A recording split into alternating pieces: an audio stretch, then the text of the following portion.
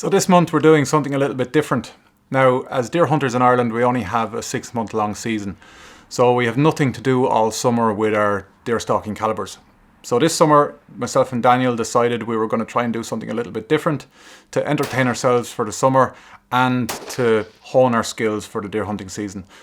So there's a couple of rifle competition series that run in Ireland. One is PRS and one is Stags.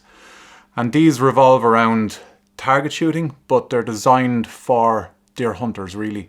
So they all correspond with deer hunting scenarios and you use your deer hunting calibers.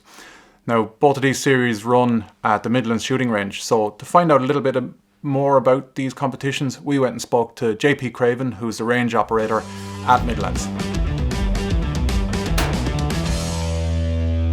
Yeah, PRS, Irish PRS, slightly different to the American PRS. The type of PRS we do here are all hunting scenarios. Our targets are mainly made of steel. We would have steel animals such as a steel fox, steel deer, all life size, and some square plates, round plates. The stages then we would have props, maybe shoot off a round bale of straw, round feeder, typical things you'll find in the field you're hunting. You know, tree logs, tree stumps, roots. Anyone that's familiar with hunting would have used hundreds of different types of rests in the field that they would have to use. And that's what we're trying to replicate, those scenarios. That is the PRS we shoot in Ireland. You get all the different distance out to long range. Now, as the hunting goes, we would all prefer to shoot from maybe 60 to 300 yards. But some of the hunters like to go a little bit further and we push it out to 1,000, maybe even 1,200, and see how they got the rifle and the ammunition to be able to do it. But definitely as a hunter, you get to try out all the different distances and understanding your drops, windage, and what's involved, and where you can and can't take shots. A lot of people are intimidated by the longer range. If you can shoot good at 100 yards, you can shoot good at 1,000 yards. To me, there is no difference. Just a different windage, different elevation. That's all it is. So after speaking to JP and finding out all about what happens in these competitions, we decided to enter the Guardian PRS competition that's happening here in Ireland at the end of the summer.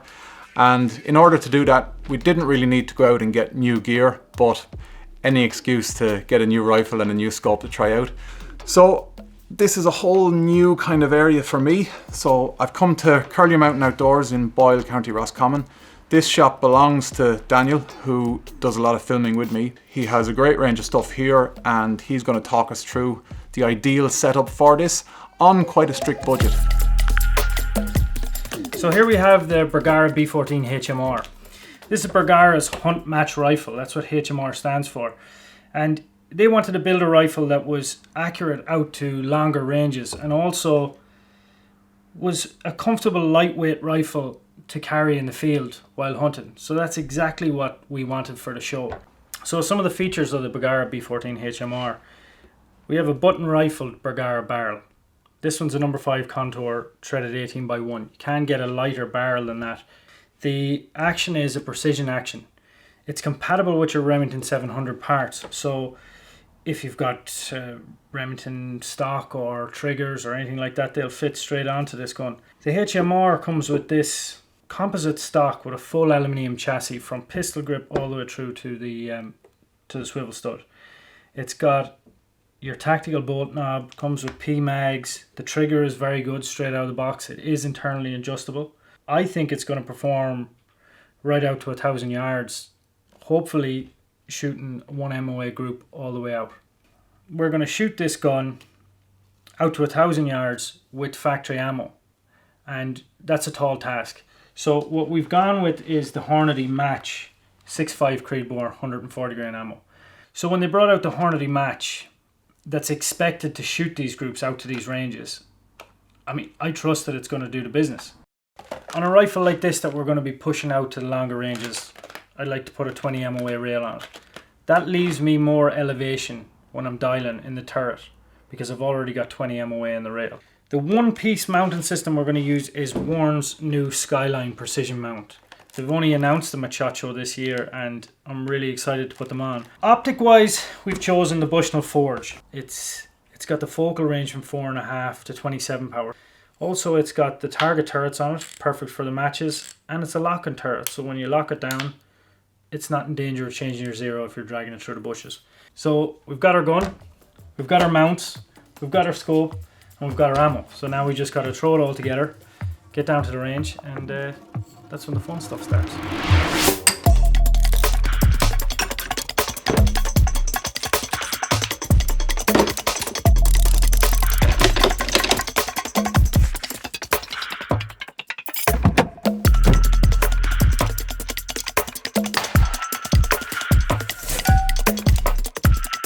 Okay, so we set our rifles up yesterday evening and we've come to Daniel's local shooting club here, Lochbow. We've got a 100-yard range here, and it's a range that we've got in good and early. It's nice and quiet, so we can play around, and we're going to just see how these guns are shooting at 100 yards with our Hornady ammo. And I'm a little bit nervous, to be honest, because this is what we're going to base everything from, is our 100-yard zero.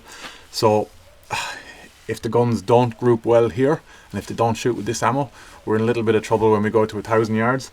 But I'm hopeful all's going to be good, and then as soon as we're finished here, we're going to hightail it back to the Midland shooting centre, and we're going to stretch the legs out to 1,000 yards and have a look at the sort of shooting we're going to have to do in these PRS competitions.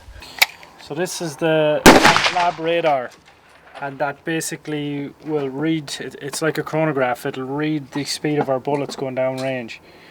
So although all factory ammo will have a speed marked on the box, it's always a good idea if you have an opportunity to chronograph or use a piece of radar like this to get yourself an average speed. So we're going to do that now. So I'll fire 5 shots, I'll get an average of my speed, I'll input that into the app.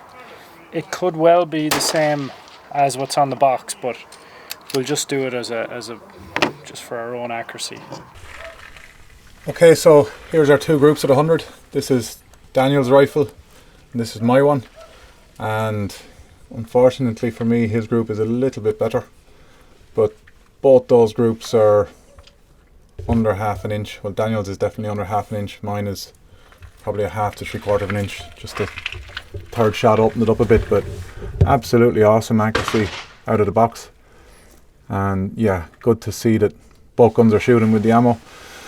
So yeah, all happy there, and we'll stretch the legs a little bit now in the afternoon and see how they go at 1,000. Where we have seen here the best shooters we have noticed in the PRS competitions here are the hunters, rather than our target shooters. Say like our F-class shooters, who specifically use very, very good equipment, really good heavy rifles, hand-loaded ammunition, that would be far too heavy and would be of no use in the field to hunt. Where I've seen with the stages and the props, the hunters just naturally picks up their position. Anyone that's skilled at hunting, PRS is the way to go for them. Yeah, well, what would be the advantage to hunters? Soft bags. You see, some of the guys that are used to shooting the PRS all have soft bags. You know, like your little sandbag? Well, they would have it maybe weighing like a bean bag, very light material inside it, that they can carry it. Stalking Sticks also is a popular one as well. So I've brought Will along, who's very experienced in these sort of dynamic shooting situations. So he's just going to run us through the kind of positions, body positions and rifle positions that work best for shooting at these kind of ranges from these kind of platforms. The nuance of this type of shooting competition is that there are a number of shooting aids you use to effectively gain maximum stability in order to execute an effective shot. So there are a number of accessories that you see that range from the bipod to your standard rear bag that you would use under the butt of the gun in the prone position, up to this style of bag which can be used on an obstacle and is simply placed on that to give you a stable shooting platform. And then you have the likes of these pump pillows that can be used to take up any of the voids you may have or create and give you that extra little bit of stability when you're in an awkward position. So Jason, what we want to concentrate no more than when we're shooting off the bench is to execute the fundamentals correctly.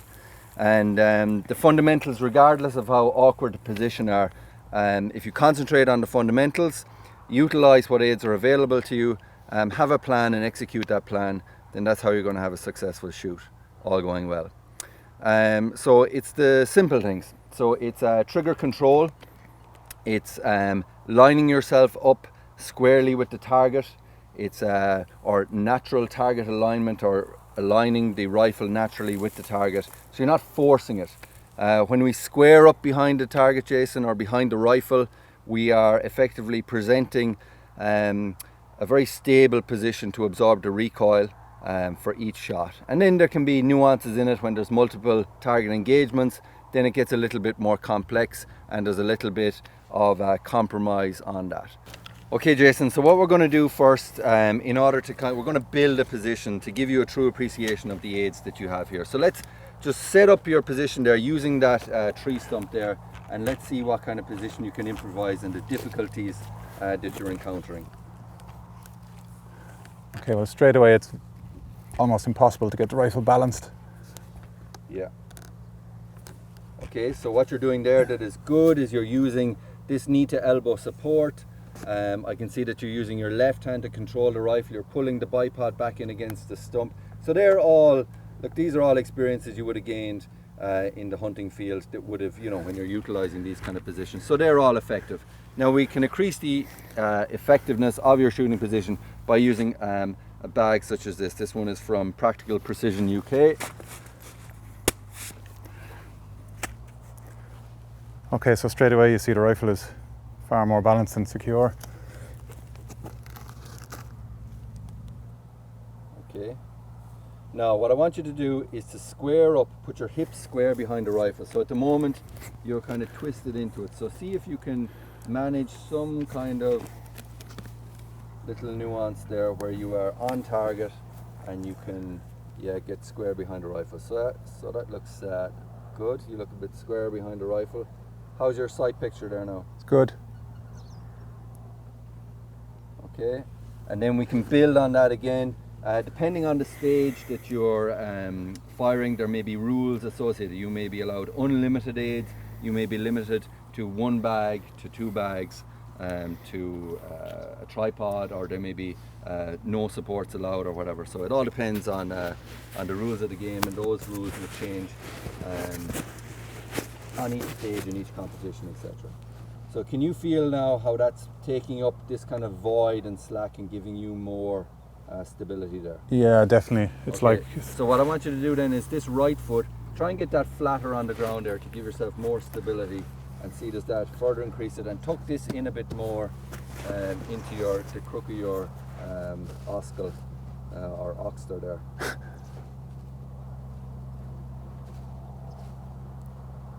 How's that? Massive difference just having the elbow supported. Okay, so we're just going to move to another position now on this stage, and it's important to remember your safety in this style of competition. You're going to have a number of people behind you, so we don't have a bolt in at the moment because we're just doing this for demonstration purposes, but it's important to remember when you're finished shooting you can leave the bolt in, but just slip your breech flag in, pop out your magazine, show that it's clear, put the magazine in your pocket, and as you're moving to another stage, keep the rifle pointed down range. It's important not to start waving it around and pointing it at other people. Okay, so here's our next position that we're going to practice with, and this is one that'll be familiar to most deer stalkers around the world. It's your normal farm gait. Okay, yeah, so naturally we're lining up the target with the rifle, we're squaring ourselves up behind the gun, and then we're getting on target and exercising the fundamentals to execute a effective, accurate shot. Okay, recoil management now, follow through in recoil management is really, in a windy scenario, is what's going to make the difference in these type of shooting scenarios. So being square to the rifle is probably the most important thing with that, is it? Yeah, I mean, and it's about being repeatable. But I find if I'm square to the rifle, then I can repeat that, I can be effective, and I can absorb recoil well. If I'm off to one side, I find that it doesn't manage the recoil well for me. I don't maintain my sight picture. So for me, straight behind the rifle works, yeah? Okay. Or square behind the rifle, yeah? And with each rifle is different, and each shooter is different. And for rifles with me, I'll even play with where does the butt sit in my shoulder? Is it out here in the pocket? Is it closer in here?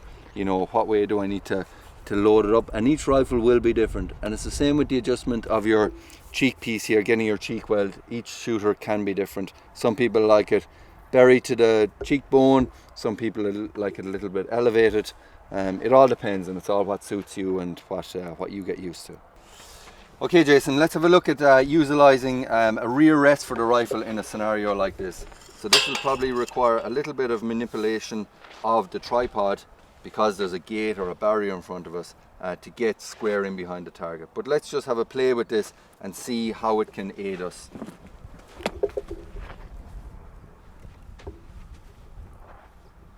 So what do you observe there now? It's bench stable. It really is.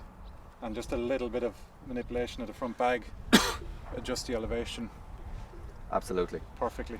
And you can work this depending on how much time you have. Okay, got it. And you can turn it to have it in the correct position. You can squeeze these legs together or separate them apart in order to drop it, and then you can, as you say, fine tune at the front. We can also use the profile of the stock itself to drop or to raise or fall off shot. And then if you had a hasty, you can still use it, but just use it on the side and use it like if you need to move, or if you find that all of a sudden that your target moves closer to you or increases its elevation, so you have to aim up at it, you can just drop that like so and try and find something that works.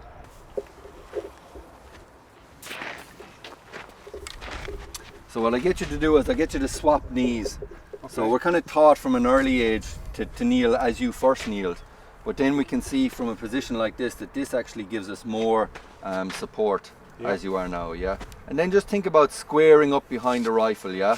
And that'll help us with observing our strike, maintaining that sight picture, absorbing recoil and being repeatable and getting your second shot off in a timely manner, okay? So how does that feel there now? Feels good. Yeah. But if you were to give a percentage of how much more this pillow gives you stability, what would you give it, or does it make any difference? To be honest, it's not actually helping me there. I found that just my elbow on my leg Yeah. just gave me a bit more. Cool. And what if I put it in here? Oh wow. Yeah. So what we're doing is we're filling up the voids. We're trying to create a stable position. So what does that feel like now? I would say definitely 10% more. Okay. I'm before the center of the scope was moving off the target. It would have been more of a timing floating off, yeah. Exactly, but just putting that there has given a lot more stability. Yeah. I have no problem holding the crosshair on the target there. Okay, and then we could use even the tripod in this kind of scenario. We could try and build in like a rear rest there, yeah. So you see the rear of the rifle, exactly what you're doing with your left hand there now, and you can move that up and down, and that can give you, has that added anything to the stability factor? Yeah. Okay, so this is a very complex shooting position, which is very unlikely in anything other than an ambush or a kind of a hide scenario for hunting. But we can see that there is lots of permutations and combinations of supports that will work and aid you. Oftentimes in these style of competition, you're limited to what you can use, and that adds to. That's an incredibly stable position. Now, to be honest, the biggest difference has been putting that under my backside. Yeah. Which I would never think to do. Yeah, so we'll focus then in the prone position of having your feet flat on the ground. Yeah, so your kind of heels down within reason and comfort, yeah? And then you're square behind the rifle. So if you move your hips slightly to the right now, yeah? Okay, and you want to get square behind that rifle as much as you can, yeah? And then your feet flat on the ground. You're basically just cutting out, you're giving yourself as stable a base as possible and cutting out as much movement as you can, yeah? And then, as we said, once we've built a stable position, we're just executing our shot, we're observing our strike, and then we're applying the correction for windage or elevation as required. Okay. Yeah? We have open competitions. Non-members can come here. They can book at any day on the range, or normally on a Saturday or Sunday. And anyone wants to learn how to shoot medium to long range, we will help them out and teach them all they need to know. Okay, well that's been a really interesting day for myself and Daniel. Something totally different than we've ever done before. But yeah, starting to feel pretty confident about it. We've got the right gear, I'm pretty certain of that. The ammunition is working really well with the rifles. We've tested our speeds and drops out to 300, and we can work it farther from there for the competition.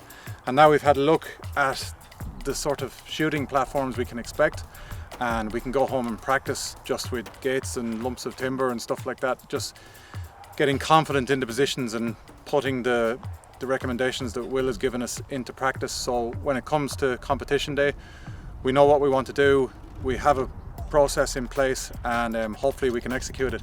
But yeah, I'm really looking forward to it now. It's going to be a couple of months before you see the fruits of our labour, but we're both going to shoot the Guardian PRS competition here in Ireland, and we're going to film that for the next part of this series, and hopefully it'll all go really well.